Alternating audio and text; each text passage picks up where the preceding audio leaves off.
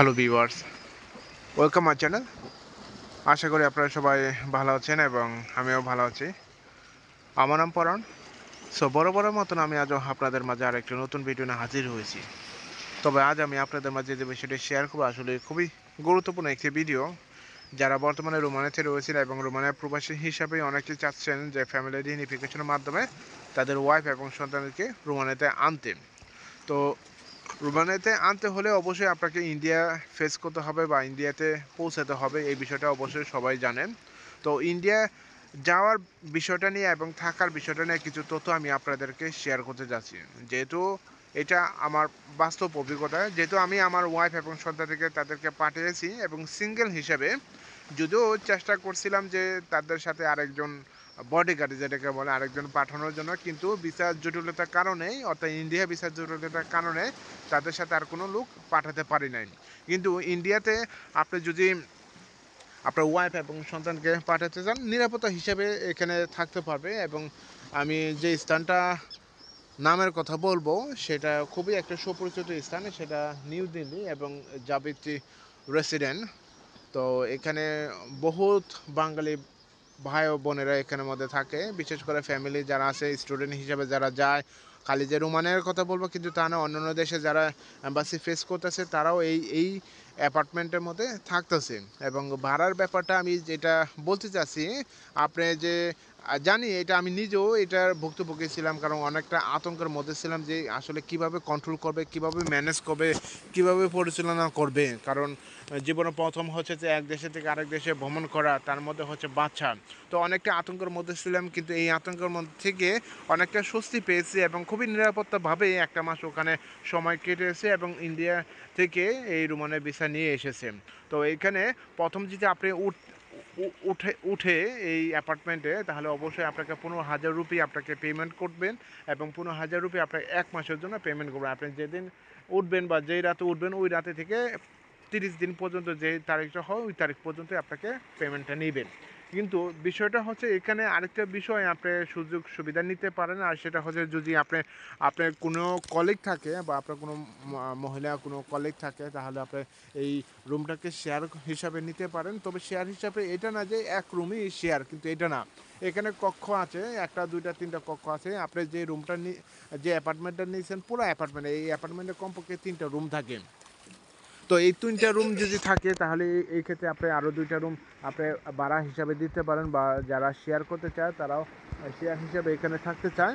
তো শেয়ারের কথাটা আমি এটাই বললাম, যখন 15,000 রুপি দিয়ে একটা অ্যাপার্টমেন্ট নেবেন, এই অ্যাপার্টমেন্টের মধ্যে 2টা থেকে 3টে রুম থাকে, মিনিমাম 3টে রুম আপনি পাবেন। তারপরে তো শেয়ারিং করা একটা কিচেন পাবেন এবং সেপারেটভাবে আপনার টয়লেটও আছে, এবং আলাদা যে 2টা টয়লেট দেখবেন এটা শেয়ারিং করা, কিন্তু এক্সট্রা হচ্ছে আপনার অ্যাটাচ টয়লেট থাকে।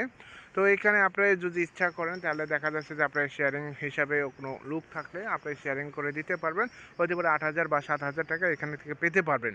তো মিনিমামে এটা শেয়ারিং করে থাকে যারা, অনেক স্টুডেন্ট আছে মহিলা হিসাবে, অনেক স্টুডেন্ট যায় বা ওয়ার্ক পারমিট হিসাবে বা ফ্যামিলি রিউনিফিকেশনের মাধ্যমে তারা এগুলি শেয়ার করে থাকে। আর আপনার যদি বাজেটটা যদি এই পরিমাণে থাকে তাহলে আপনার 15,000 রুপি দিয়েই আপনি থাকতে পারবেন, কোনো সমস্যা নাই। কিন্তু প্রথম দিনে হচ্ছে আপনার 15,000 রুপিটা নিয়ে যাবে এবং দিন শেষে অর্থাৎ 30 দিনের শেষে এই টাকাটা আপনাকে আর চাবে না। কিন্তু মাঝখান থেকে আপনার যদি কোনো কলিগ থাকে তাহলে এখানে আপনি শেয়ার করতে পারেন এবং এখান থেকে কিছু টাকা বেনিফিট বলতে কি আপনার কিছু টাকা সুবিধা হিসাবে আপনার আর্ন করতে পারেন। তো তারপর হচ্ছে যে অ্যাসটা হচ্ছে যে কারেন্ট বিল, পানির বিল, গ্যাস বিল হচ্ছে নিজের। এবং বাজারের খরচটার কথা বলি, বাজারের খরচটা যাতে অত আহামরি কিন্তু তা না, বাংলাদেশ থেকে অনেকটা দাম কম এবং সবজির দাম মোটামুটি একটু বেশি, যেটা বাস্তবে ফেস করেছে আমার ওয়াইফ এবং সন্তান নিয়ে যাওয়ার পরে। তো ওইটাই বললাম। তো আনুমানিকভাবে আপনার 15,000 রুপি আপনি ধরে রাখেন যে 15,000 রুপি আপনার প্রত্যেক মাসে খাওয়ার জন্য ওকে, খুব সুবিধাবাদী। এবং তাছাড়া এক্সট্রা কিছু খরচ হতে পারে, এটা আপনারা জানেন কীভাবে খরচ হয়, হতে পারে কোনো কিছু কেনাকাটা করলো বা এটা সেটা করলো, এইটাই বেশ কিছু। তো আপনি 30,000 রুপি আপনি ধরে রাখেন যে থাকা এবং খাওয়া। তারপর হচ্ছে মাঝখান থেকে কিছু আসা যাওয়া খরচ আছে, এটাও আনুমানিক ধরে রাখেন 2,000 রুপি। তারপর যদি বেশি জায়গা ঘোরাফেরা করে তাহলে তো ডিপেন্ড করে আপনি কোন জায়গায় ঘোরাফেরা করবেন। তারপর হচ্ছে যে ভিসা সংক্রান্ত বিষয় নিয়ে আরও কিছু এখানে ইনক্লুড করতে হয়, কিছু পেপার যদি আপনার প্রিন্ট করার দরকার হয় তখন প্রিন্ট করতে হয়।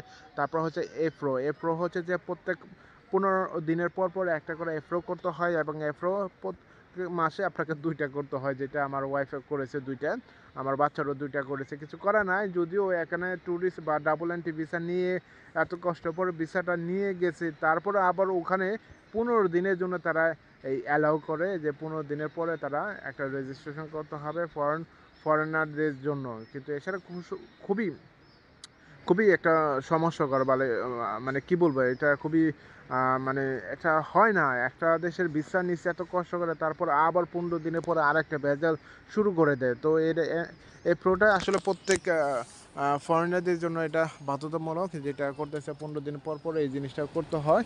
তো এটাই বললাম যে খরচের ব্যাপারটা বললাম। তারপর হচ্ছে যে আপনার টিকেটের খরচটা হচ্ছে আপনি নিজে জানেন যে কোন তারিখে বা কবে যাবেন, তার উপর ডিপেন্ড করলে টিকিটের প্রাইসটা হচ্ছে এইভাবে। তো এখানে নিরাপত্তা হিসাব আপনি নিজে থাকতে পারবেন, এবং এয়ারপোর্টে থেকে বের হওয়ার পরে আপনাকে তত ঝামেলা পোহাতে হবে না। আপনার যদি হোটেল বুকিং থাকে আগে থেকে, ওখান থেকে তারা গাড়িও পাঠিয়ে দেয় আপনার টাকা অ্যাডভান্স করে দিলে, অথবা আপনার যদি ওখানে ট্যাক্সি আছে, ট্যাক্সি ক্যাব, এইখান থেকেও আপনি সরাসরি অ্যাড্রেস নিয়ে আপনি যেতে পারবেন। মোবাইল যখন অ্যাক্টিভ করবেন, তবে এয়ারপোর্টে নামার পরে একটা সিম কেনার জন্য চেষ্টা করবেন, কারণ সিমের মাধ্যমে হচ্ছে ইন্টারনেট, এবং ইন্টারনেটের মাধ্যমে আপনি সমস্ত কিছু তথ্য আপডেট করতে পারবেন, আপনার সাথে সরাসরি যোগাযোগ করতে পারবেন। তো মোটামুটি এই ধরনের খরচটা আপনার চোখে পড়বে। তারপর এক্সট্রা যা খরচ হয় সেটা আপনার উপর ডিপেন্ড করে। তো সবাইকে ধন্যবাদ জানাচ্ছি আমার এই ভিডিওর সাথে থাকার জন্য। এছাড়া আপনার যদি কোনো মতামত ও মন্তব্য থাকে তাহলে অবশ্যই আমার এই ভিডিও কমেন্ট বক্সে লিখবেন।